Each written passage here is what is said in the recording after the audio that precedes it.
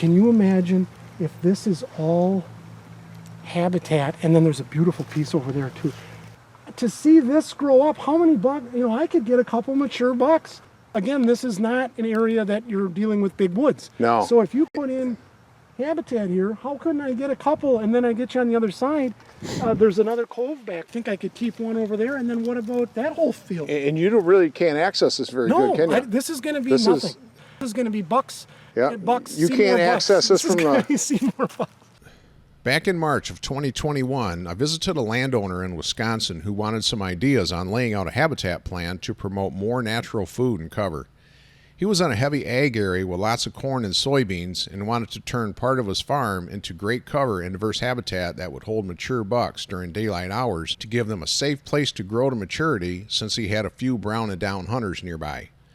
When I made a return visit just last month, he showed me several of the improvements he made according to the habitat plan he received from me, plus several other features he added beyond that.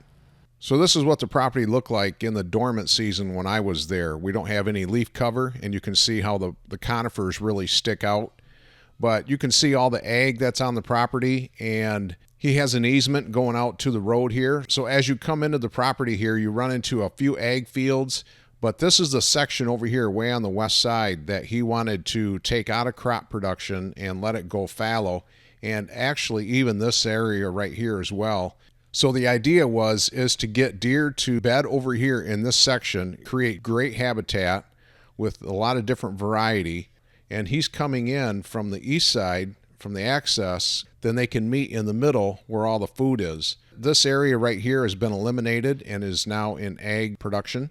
He's got a lot of ag around him to the east, a lot of ag to the north, way to the south as well.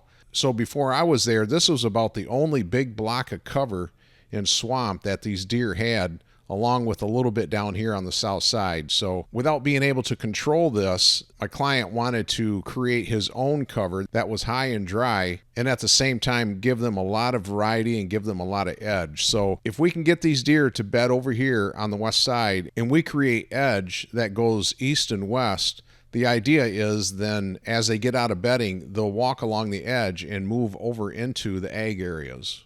And so the plan I created for him did just that. So these areas of yellow is switchgrass, and then these areas of red can be a combination, mix and match of red osier dogwood, willows, 9-bark, American plum, poplar trees. I mean, he was transplanting a lot of stuff. And these little green triangles here, these are clusters of conifers like spruce and white pine, and mix and match, just scattering these all over the place and just creating a core area within a buck's home range. What my client didn't want to do is he didn't want to kill off everything here and plant this whole thing in switchgrass and then plant stuff inside of that, because he had such good soil and had the ability to grow a lot of stuff. He wanted to let it all go fallow and then carve out pockets of switchgrass and pockets of desirable plants that he wanted to add to the property. Now, this may not be for everybody, because some people have sandy soil, some people have really wet ground, some people have just a lot of grass that you find in your lawn.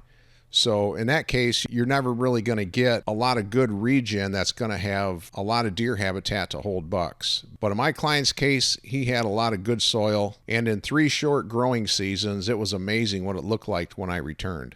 The amount of natural deer food and cover that grew on his own in a former cornfield in just 3 growing seasons was incredible, even though this growing season of 2023 got off to a slow start due to no rain in May and June. There were dozens of varieties of volunteer weeds and forbs that you normally see in an overgrown CRP field, with dozens of plant varieties that are great deer food. A lot of the cover was chest to shoulder high, and we walked up on a couple of fawns that were feeding on the tall cover. They let us walk by at about 12 yards and then went back to eating.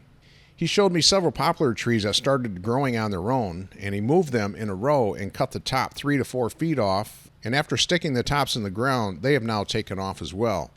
Just like willows, if you cut the previous year's new growth off the top of poplars in March, they'll become a fat bush instead of a tall, skinny tree. When we got to the northwest corner of his property, he showed me the Browning camera he had set up in video mode to watch deer in that section. He mounted it in June and got several cool video clips of bucks and does milling around in the winter wheat, eating a variety of natural browse. It was a great place for does to hide their fawns from predators. As the buck's antlers continued to grow through the summer, so did the little poplar trees along the edge of the woods.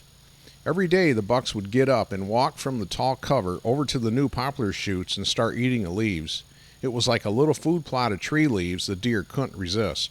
This is exactly what will happen in a closed canopy woods after you have some timber removed and let the sunlight hit the ground. What I really think is cool is that these deer are not able to eat these trees that are in the fallen timber because they can't get to them. But then you come out of here and look at it, it's just all mowed down. And they've been eating them for months. Yeah. So and they're still coming. They just keep coming and they keep eating them and they keep coming. It's like a renewable feed source. Yeah. This is the things that a lot of guys will miss, you know, and if you wanted to protect, maybe you had some red rose your dogwood that you just can't ever grow. Yeah. Man, just drop some trees on it. And that's what I'm doing for the white cedar. Yeah. I'm using this concept to protect trees that you know they'll eat. Exactly. And use Mother Nature and you get it's all natural. You're not spending money on it. Yeah. It's just a little bit of sweat equity. Yeah, exactly. In other areas of this big field, he planted white cedars that are like candy to deer. He protected them by laying big tree branches all the way around so deer would have to work at getting to them. He did the same thing where he planted spruce and pine trees in clusters for bedding cover and windbreaks. He only had one small cluster of mature pines on the property and deer were bedding in there like crazy. I was surprised when he said he went in there once in a great while to swap SD cards out of his Browning camera, which he did when I was there. They were definitely using it, and I felt like I was intruding big time. Since he had a real dry May and June, his pockets of Shawnee switchgrass were not as tall as last year in most areas, but it was still tall enough for deer to run in and hide whenever they wanted to.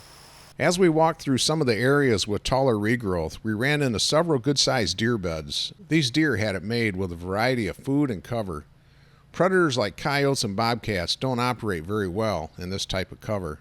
Now, you're going to have to be careful, Kurt, about year-round food because you're going to create doe factory around here. I know, and I've created a buck factory with it. I don't know what they did wrong. So a couple of the big takeaways for landowners who struggle to hold mature deer on their property during the hunting season is that sunshine is your friend if you want great deer habitat with lots of woody browse and cover. That doesn't mean you have to clear cut your woods. You may just need to remove some of the bigger trees that don't benefit deer and only cast shade. The other takeaway is that the strategy this landowner went with is not going to be the answer for everybody. Some landowners may not want to give up acres of crop revenue for deer habitat. Other landowners may not have soil good enough to regenerate the kind of natural food and cover this landowner has. Some just have way too much cool season grass like you have in your lawn, or the soil is just too sandy to produce any kind of decent habitat that will hold deer. In my next video, I'll show you a property in southern Michigan with very sandy soil where I planted 5 acres of switchgrass as a base for bedding and cover and explain what we're going to add to the 5 acres to make it much more attractive for holding mature bucks on the property. So if you got anything out of this, give it a thumbs up, subscribe if you haven't already, and I'll see you on the next video.